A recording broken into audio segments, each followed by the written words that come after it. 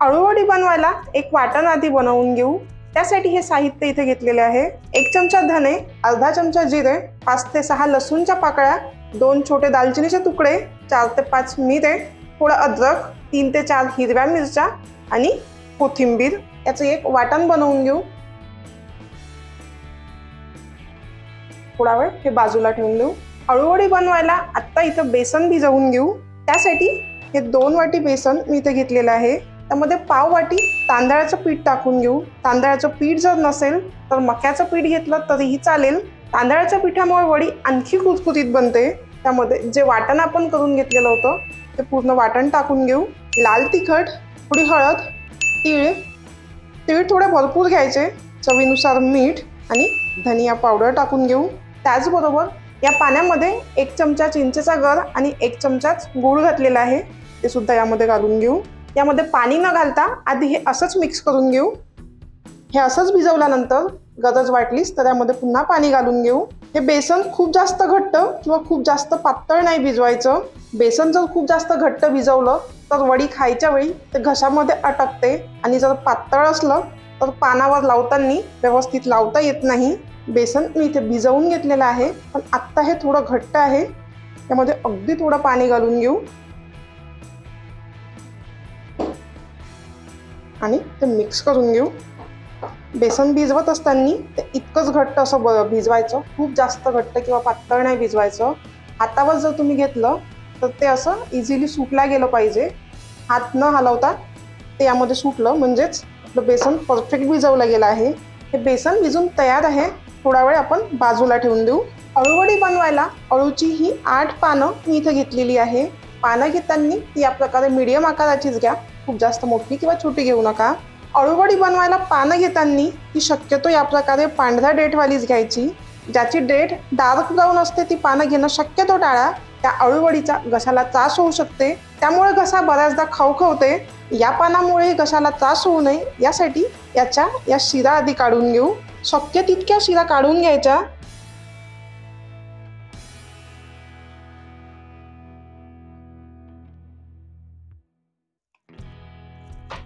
जितकं निघते तितकं त्याचं काढून घ्यायचं, म्हणजे ते छान सॉफ्ट होऊन जाते आणि पानाचा रोलही खूप छान बनते। त्याचे देठ काढून घेतल्यानंतर पान या प्रकारे पूर्ण सॉफ्ट होऊन जाते। याच प्रकारे पूर्ण पानाची आपल्याला देठ आणि या शिरा काढून घ्यायचे आहे। त्यानंतर याला आपण आता बेसन पीठ लावून घेऊ।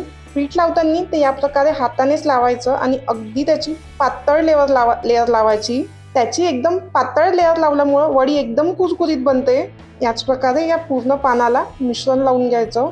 इथं मी एका पानाला पीठ लावून घेतलेलं आहे। आता त्यावर हे दुसरं पान ठेवून त्यालाही याच पद्धतीने पीठ लावून घेऊ। दुसरं पान ठेवताना या पानाच्या एका भागाला ठेवायचं। या पानाला सुद्धा याच प्रकारे पातळ लेयर लावून पीठ लावून घेऊ। इथं दुसऱ्या पानाला सुद्धा मी याच प्रकारे पीठ लावून घेतलेलं आहे। त्यावर आता हे तिसरं पान ठेवून घेऊ। तिसरं पानही याच प्रकारे याच्या एका बाजूला ठेवायचं। आता याला सुद्धा पीठ लावून घेऊ। पूर्ण पानाला पीठ लावताना या प्रकारेच लावायचं। पिठाची लेयर जर का खूप जास्त जाड लावली तर त्या वड्या तळल्यानंतर नरम पडू शकते। वड्या बनवताना ही एक गोष्ट मात्र लक्षात ठेवायची की पिठाची जी लेयर आहे ती पानावर पातळच लावायची।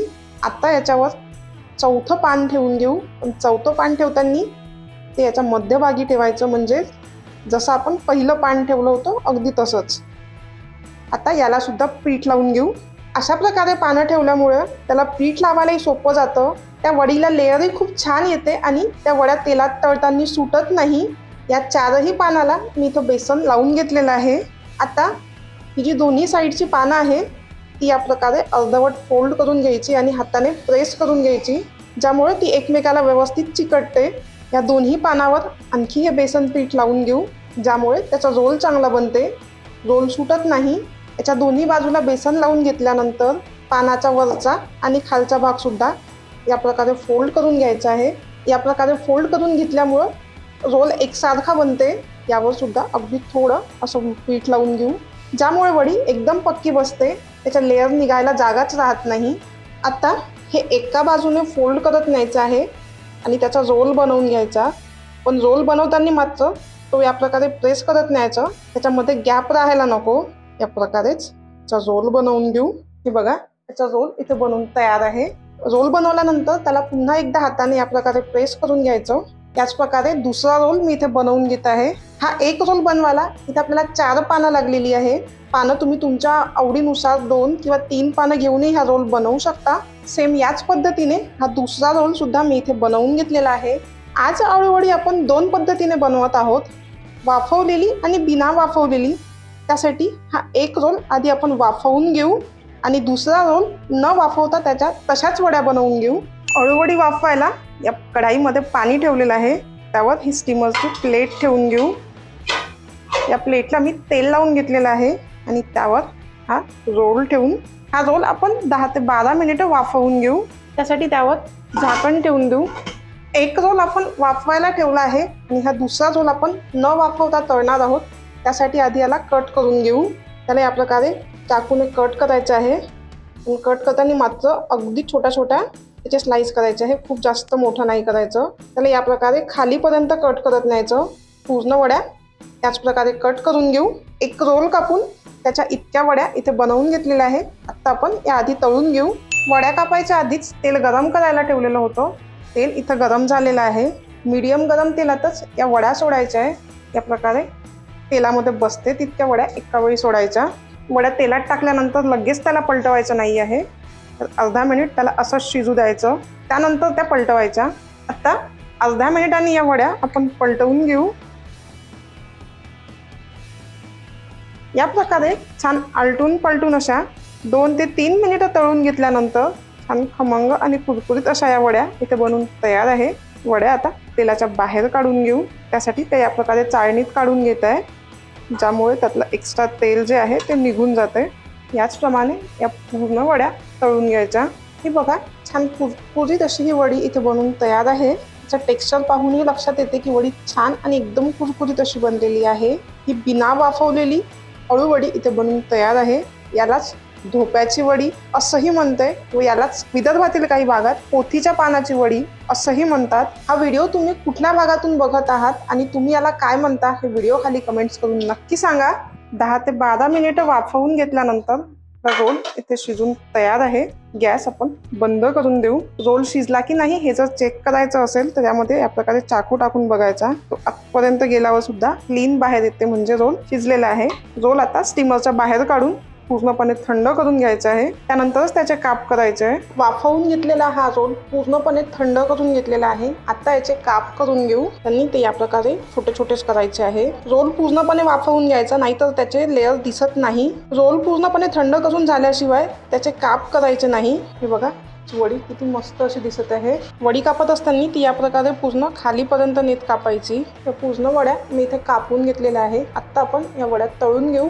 वड्या तळायला तेल आधी गरम करून घेतलेलं आहे. त्यामध्ये या वड्या टाकून घेऊ. वड्या टाकत असताना ते या प्रकारे एक एकच टाकायच्या. तेलामध्ये बसते तितक्या वड्या आपण टाकून घेऊ. या प्रकारेच या वड्या तळून घ्यायच्या आहे. तेलात टाकल्यानंतर लगेच त्याला चमचा नाही लावायचा, तर अर्धा मिनिट आधी शिजवू द्यायच्या. अर्ध्या मिनिटानंतर आत्ता आपण या वड्या ज्या आहेत त्या पलटवून घेऊ. अशा दोन्ही बाजूने छान क्रिस्पी येईपर्यंत या वड्या तळून घ्यायच्या. एकदम सेपरेट अशा याच्या लेयर्स इथं दिसत आहे. 2 ते 3 मिनिटं या वड्या तळून घेतल्यानंतर वड्या छान खमंग अशा तळून झालेल्या आहे. त्याला आपण तेलाच्या बाहेर काढून घेऊ. त्यासाठी या वड्या आधी या चाळणीत काढून घेऊ, ज्यामुळे त्यातलं एक्स्ट्रा तेल जे आहे ते निघून जाते. दुसऱ्या पद्धतीने बनवलेल्या या वाफवलेल्या अळूवड्या इथे मी तळून घेतलेल्या आहे. मी बघू शकता या वड्या एकदम कुरकुरीत बनलेल्या आहे. त्याच्या सेपरेट असा लेयर सुद्धा इथे दिसत आहे. एकदम खुसखुशीत आणि खमंग अशी ही अळूवडी इथे बनवून तयार आहे. अळूवडी मी तुम्हाला आज 2 वेगवेगळ्या पद्धतीने बनवून दाखवलेल्या आहे. या 2 पैकी तुम्हाला कुठली पद्धत आवडली हे व्हिडिओच्या खाली कमेंट्स करून नक्की सांगा.